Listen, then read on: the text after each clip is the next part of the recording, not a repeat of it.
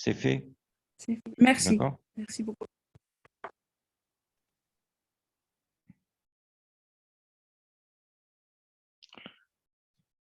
Alors, voilà, marhaba bikum, tout le monde. On va commencer la série Tana, quatre séances d'ingénierie pédagogique. Nous allons parler de comment faire le déroulé pédagogique. Donc, le déroulé pédagogique, علاش أنا اختاريت le déroulé pédagogique parce que فيه toutes les étapes, hein, toutes les étapes اللي لازم نعرفوهم en tant que formateur ou la formateur débutant ou la primo formateur ou la junior si vous voulez ou la quelqu'un qui s'intéresse à la formation. D'accord? Alors, باش نبداو, on va commencer par un peu généralement se présenter. Donc, je vais vous demander à tous et à toutes de nous dire, vous pouvez ouvrir le microphone, d'accord? S'il vous plaît. Donc, de nous dire, je vais désigner les personnes اللي يهضروا يقولوا لنا هكذاك باش ما نفتحوش كاع لي ميكرو تاعنا. دونك سي عبد القادر اللي يخليك يفو فيرمي لو ميكرو.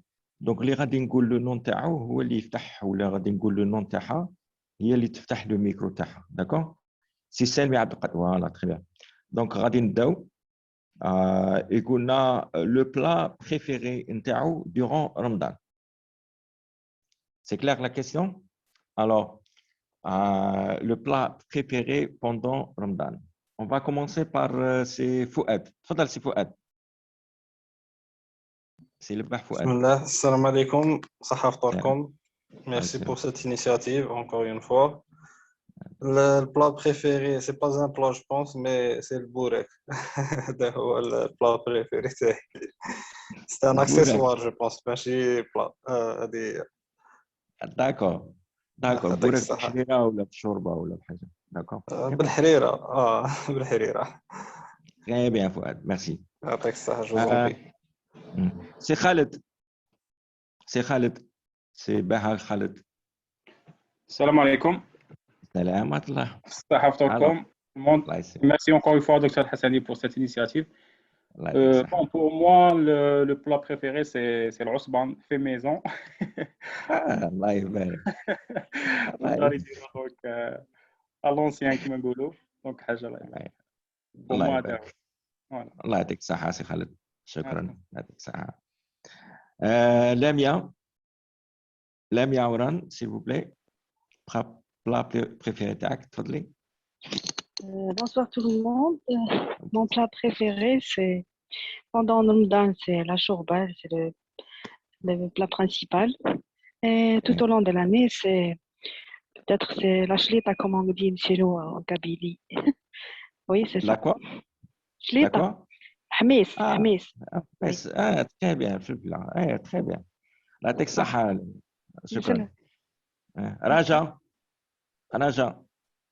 Raja Safa. Alors, plat préféré تاعك في رمضان. Raja?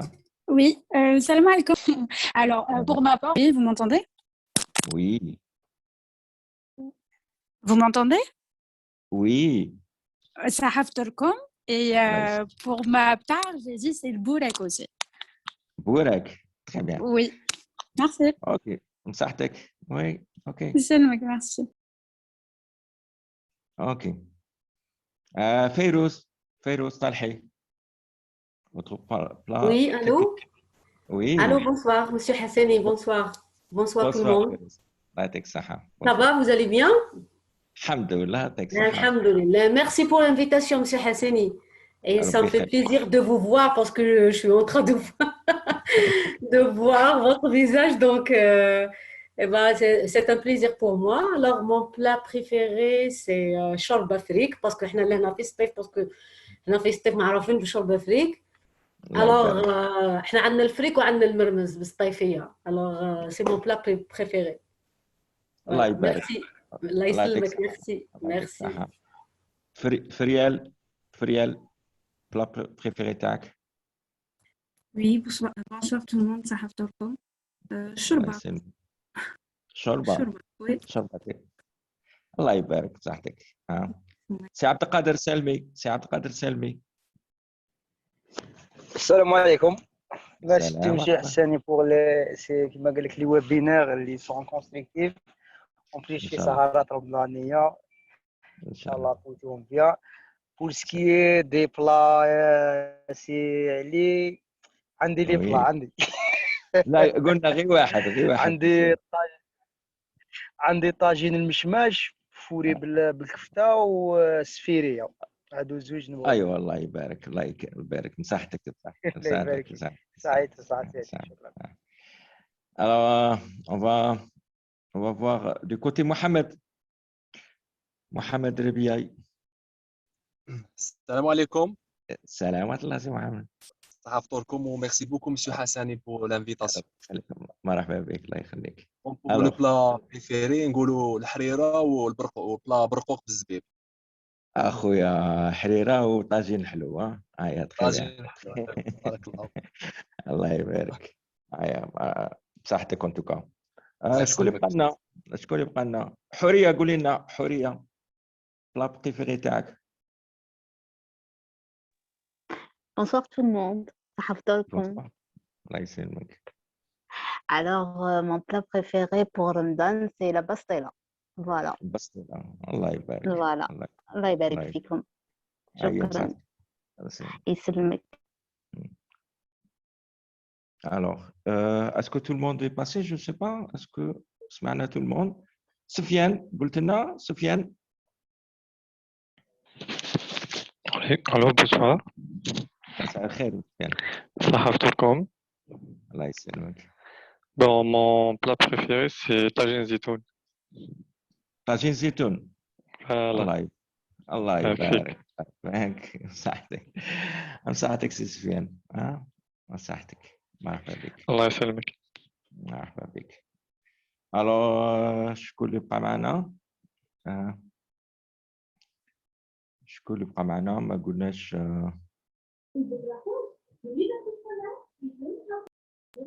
اللي خليكم. ليلى راهي معنا. ليلى من تونس. ليلى مساء الخير. Bonsoir tout le monde. Bonsoir Leila, لاباس. Leila, on est en train de dire, de citer nos plats préférés pendant Ramadan. Alors, le vôtre. Ah. Le vôtre. Là, c'est un piège pour moi, parce que je n'ai pas seulement un seul plat préféré. Il faut choisir. Gourmande. Allah يبارك. Alors. Mais bon, je mange pratiquement tout, mais j'aime tout ce qui est traditionnel. Traditionnel. Oui. Allah يبارك. Allez, un plat de Tunisie. Un plat de Tunisie.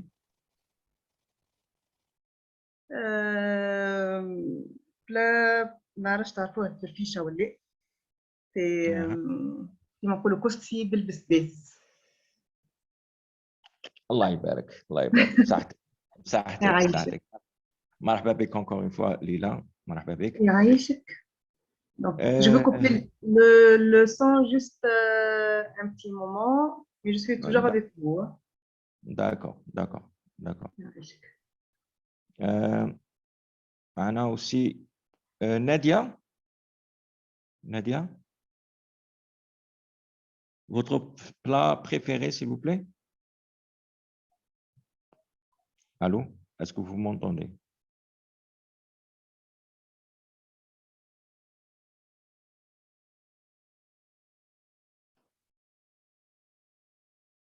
Neila n'a pas pu entrer. Nadia ne répond pas. Si Mohamed Fahem. D'accord, معليش. On va commencer par le contenu interne. Donc, on est dans l'ingénierie pédagogique. Vous voyez l'écran, c'est bon. Très bien. Est-ce que vous voyez l'écran? Quelqu'un me répond. Feriel, est-ce que vous voyez l'écran? Oui. Très bien. Alors, on va parler de l'ingénierie pédagogique. Très bien. On va parler de l'ingénierie pédagogique pour établir un déroulé pédagogique. C'est très important pour tout le monde. Comme vous voyez, cette conférence devait être préparée pour le 11 juin 2020, comme j'ai la période de Covid, en plein Covid. Donc, je ne crois pas que Bdinaha ou là, mais bon, c'est l'occasion aussi. Donc, on va commencer par ça, le déroulé pédagogique. Alors, qu'est-ce que ça veut dire le déroulé pédagogique? Qui est-ce qui peut me dire c'est quoi le déroulé pédagogique? Alors, le déroulé pédagogique, c'est un peu comment je vais faire ma formation concernant un module ou une séquence de formation. D'accord? Alors, la première question à vous poser, c'est pourquoi, d'après vous, l'entreprise forme-t-elle? Alors, qui peut me répondre? Pourquoi l'entreprise forme-t-elle? Alors, je pose la question, par exemple, c'est Mohamed Rebiaï. Pourquoi l'entreprise forme-t-elle? Bon, généralement, les entreprises font la formation pour combler un écart dans les compétences, pour améliorer les connaissances des employeurs. Donc, oui. Alors, vous m'entendez, monsieur? Oui. Donc, c'est l'amélioration de le savoir-faire et le savoir-être des employeurs pour mieux produire, pour mieux faire, pour mieux développer les connaissances, la production et tout ça. Très bien. OK. Alors, une autre réponse? Par exemple, Safa, Raja, pourquoi l'entreprise forme-t-elle? Pourquoi on procède à la formation? Je vais rajouter à ce qu'il a dit le camarade. Oui.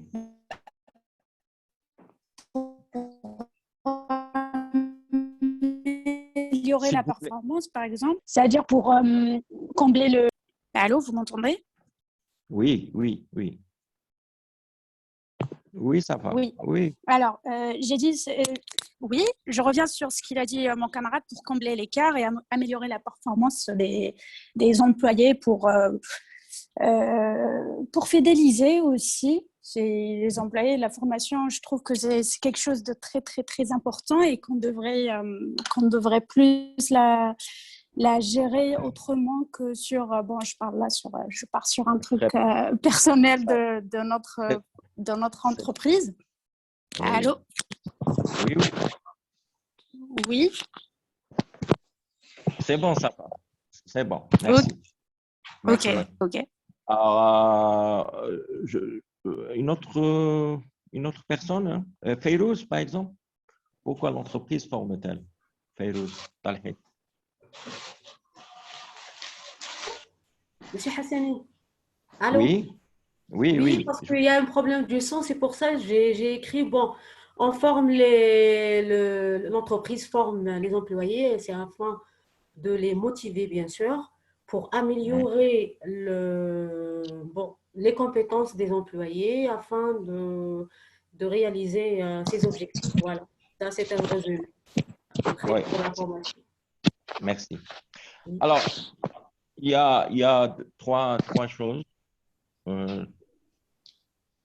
Trois choses importantes lorsqu'on parle de formation. Pourquoi l'entreprise forme-t-elle? Alors, l'entreprise forme-t-elle pour deux choses importantes. C'est quoi? C'est que l'entreprise doit atteindre en quelque sorte ce qu'on appelle la performance. Alors, pour atteindre la performance, l'entreprise a besoin de quoi? Elle a besoin de compétences. D'accord? Et ce sont les compétences. Comme vous fermez le son, vous fermez les micros, hein, s'il vous plaît. Fermez les micros. Alors, l'entreprise forme parce que l'entreprise doit atteindre ce qu'on appelle la performance ou les différentes performances qui existent au sein de l'entreprise. Différentes performances, qu'elles soient observables ou mesurables. Les différentes performances, on a la performance d'un point de vue organisationnel, la performance d'un point de vue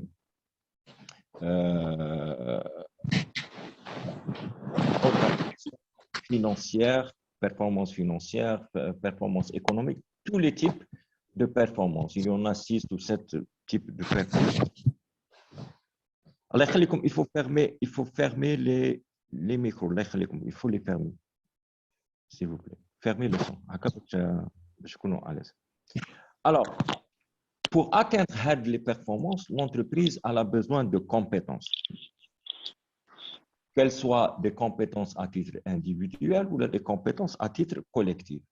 Mais quel type de compétences elle a besoin, cette entreprise, pour atteindre les performances? Elle a besoin de ce qu'on appelle des compétences requises, des compétences exigées, futures. Mais dans la réalité, l'entreprise, elle n'a pas encore les compétences requises, les compétences qui sont toujours exigées. Elle a ce qu'on appelle des compétences présentes, ce qu'on appelle des compétences acquises. Entre les compétences acquises et les compétences requises exigées, il y a une différence. Cette différence, c'est Mohamed, cette différence, on l'appelle un écart entre compétences acquises et compétences requises. Et c'est pourquoi que l'un, je dis bien l'un, un seul outil, parmi d'autres outils qui sont nécessaires pour combler l'écart ou pour diminuer l'écart entre compétences acquises et compétences requises, c'est la formation. La formation, c'est un outil parmi d'autres qui permettent de combler l'écart entre compétences acquises et compétences requises. Alors, la question, est-ce qu'il y a d'autres outils, à part la formation, pour combler l'écart? C'est une question qu'on se pose. Est-ce qu'il y a d'autres outils? Oui, bien sûr, il y en a d'autres outils qui sont nécessaires pour combler l'écart entre les compétences acquises et les compétences requises. S'il vous plaît, veuillez éteindre les micro-télécoms, s'il vous plaît. S'il vous plaît. S'il vous plaît, veuillez éteindre les micro-télécoms, s'il vous plaît. Voilà, s'il vous plaît. Nadia, s'il vous plaît, vous fermez le micro, s'il vous plaît. Voilà, vous fermez les micros. Merci. Alors, j'ai dit qu'il y a d'autres outils pour combler l'écart entre compétences acquises et compétences requises, à part la formation. Alors, quels sont ces outils? Qui peut nous citer un ou deux autres outils? Par exemple, c'est Mohamed Fahem. Un autre outil pour combler l'écart entre compétences acquises et compétences requises. C'est Mohamed Fahem. Vous pouvez ouvrir le micro. Est-ce qu'il y a une autre personne qui peut... Le recrutement? Le recrutement. Ça peut être le recrutement, oui, c'est un outil. Oui, c'est un outil. Veuillez fermer le son, s'il vous plaît. Est-ce qu'il y a un autre outil? Pardon? Investir dans la technologie. Oui. Bon, pour combler le vide, donc, investir dans la technologie, on est obligé de former les gens aussi. Le coaching, par exemple. Coaching, c'est une forme aussi de formation généralement. Je ne la vois pas comme ça. Ouais. Alors, il y a le recrutement qui m'a dit, il y a d'autres. Ça va, Raja? Quels sont les outils? Quels sont les autres outils? Je dirais le reclassement ou la formation en interne. Oui, voilà, le reclassement. Oui. Promotion. Ouais, mais le premier outil qu'on a, le premier outil, c'est Mohamed Rabiaï. Le premier outil que nous avons, c'est très important, le premier outil au sein de l'entreprise. Avant la formation, c'est ce qu'on appelle la mobilité interne. La mobilité interne, n'oubliez pas ça, c'est la mobilité interne. Donc, toute entreprise doit aller vers la mobilité interne dans un premier temps avant de penser à autre outil. Alors voilà, pourquoi l'entreprise forme-t-elle? Elle doit atteindre la performance ou les performances. Ces performances ne peuvent pas être atteintes que s'il y a des compétences qui sont requises. Mais nous avons des compétences acquises. La différence entre compétences acquises et les compétences requises, on l'appelle ça un écart. Donc, on forme pour diminuer cet écart. Il n'y a pas que la formation, il y a d'autres outils, parmi lesquels il y a la mobilité, le reclassement, le recrutement. Moi, je dis que la mobilité, c'est le premier outil et le recrutement, c'est le dernier outil. Voilà, c'est clair. Alors, si on avance un peu, on va dire que l'entreprise a besoin pour faire ça de plusieurs blocs, de plusieurs ingénieries, de plusieurs façons de faire. Et ces plusieurs façons de faire, ces plusieurs ingénieries, elles sont comptées généralement 4. Il y a 4 ingénieries de base que l'entreprise doit maîtriser. Alors, il y a ce qu'on appelle l'ingénierie des compétences ou la valorisation des compétences, l'ingénierie de formation, il y a l'ingénierie pédagogique, il y a l'ingénierie didactique. Alors, quelle est la différence? La différence, c'est qu'au niveau des compétences, au niveau de l'ingénierie de compétences, on parle de la gestion des compétences. On parle de la gestion des emplois et des compétences. On parle de ce dont l'entreprise a besoin comme compétences nécessaires. Donc, ça veut dire que c'est une projection en matière de compétences entre ce qu'elle a comme compétences qu'on appelle les compétences acquises et est-ce qu'elle veut avoir comme compétences futures les compétences requises. Et l'ingénierie de formation. L'ingénierie de formation, le produit final, l'un des produits finaux, ce qu'on appelle l'un des produits finaux, pardon, ce qu'on appelle les livrables, c'est surtout un plan de formation. C'est-à-dire que l'ingénierie de formation doit accoucher, si vous voulez, d'un plan de formation. Et puis, l'ingénierie pédagogique. Alors, l'ingénierie pédagogique, ça concerne ce qu'on appelle le déroulé pédagogique ou là, ce qu'on appelle la scénarisation pédagogique, c'est-à-dire produire un scénario pédagogique au sens propre du mot. Et puis, didactique, l'ingénierie didactique, c'est un peu la documentation qui concerne l'ingénierie pédagogique. On va doucement. Je connais l'ingénierie des compétences. Qui est-ce qui doit élaborer l'ingénierie des compétences? C'est 2 acteurs de base, c'est la direction générale et la DRH, la direction des ressources humaines. HIA qui s'occupe de l'ingénierie des compétences. Qu'est-ce qu'elle doit produire?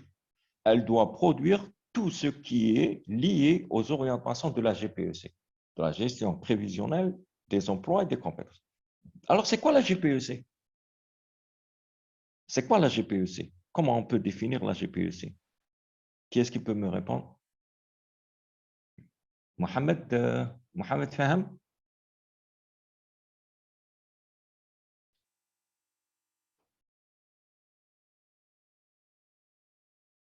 Est-ce qu'il y a une autre réponse? Tu peux me le dire? GPEC? Non, j'ai Mohamed des emplois compétents. Oui, c'est un ça peu. concerne. تفضل محمد ربيعي تفضل.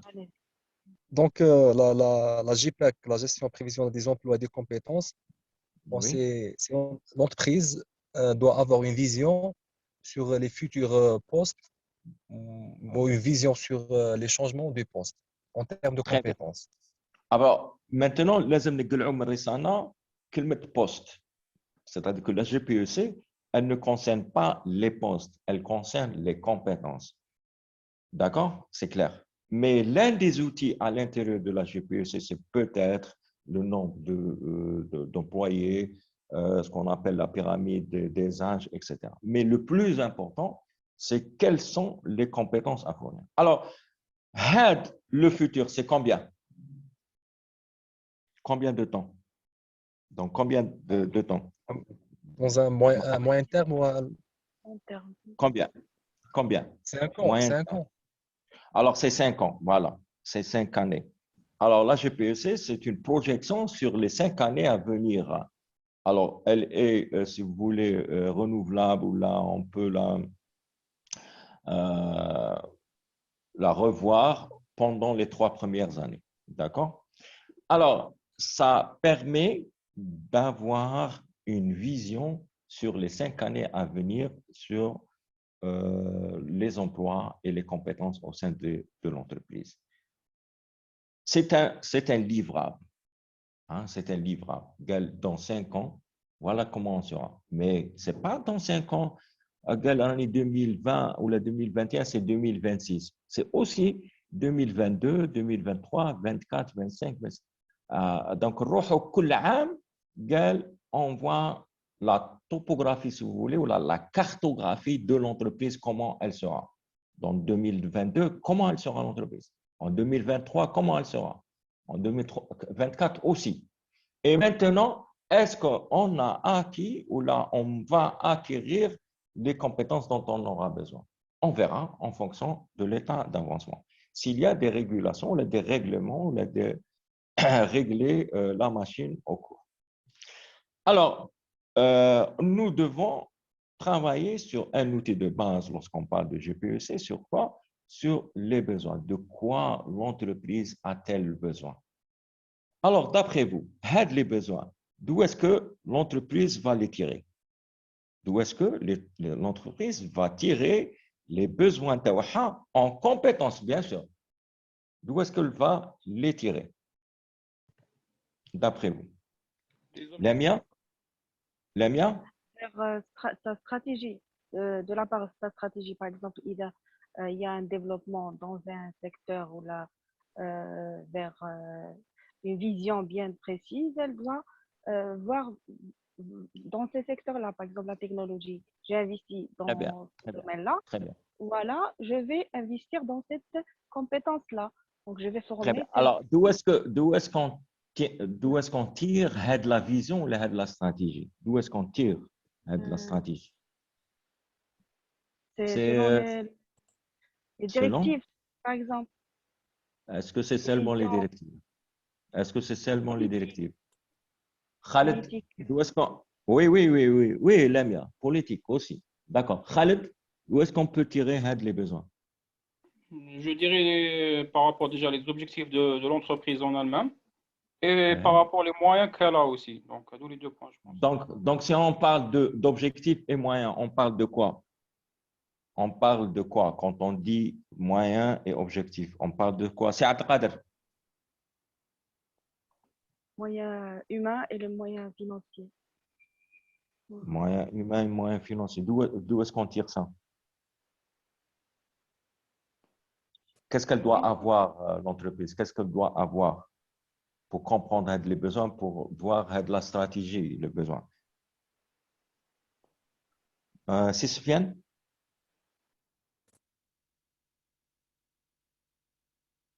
Alors, si vous avez une réponse, vous me dites, sinon, on passe à... Si vous aidez. On peut dire la politique de l'entreprise, c'est ça? Oui, la politique, la stratégie, d'où est-ce que va venir? Fermez, s'il vous plaît. Veuillez fermer le micro. Veuillez fermer le son. D'accord. Alors, je vous dis dès maintenant que la stratégie, la vision Gahadou, sont basées, même dans les étapes de la stratégie, sont basées ce qu'on appelle sur une matrice de base qu'on appellera la matrice SWOT. Alors, dans la matrice SWOT, c'est quoi? On va déterminer les opportunités et les menaces par rapport à l'environnement externe, et on doit élaborer les faiblesses et les points forts au sein de l'entreprise. À partir de l'analyse SWOT, de l'analyse de la matrice SWOT, ثم عاد نعرفوا روحنا les besoins. C'est-à-dire لازم نعرف التغيرات اللي يكون كاين في المحيط الداخلي ولا المحيط الخارجي et de quoi nous avons besoin. Et c'est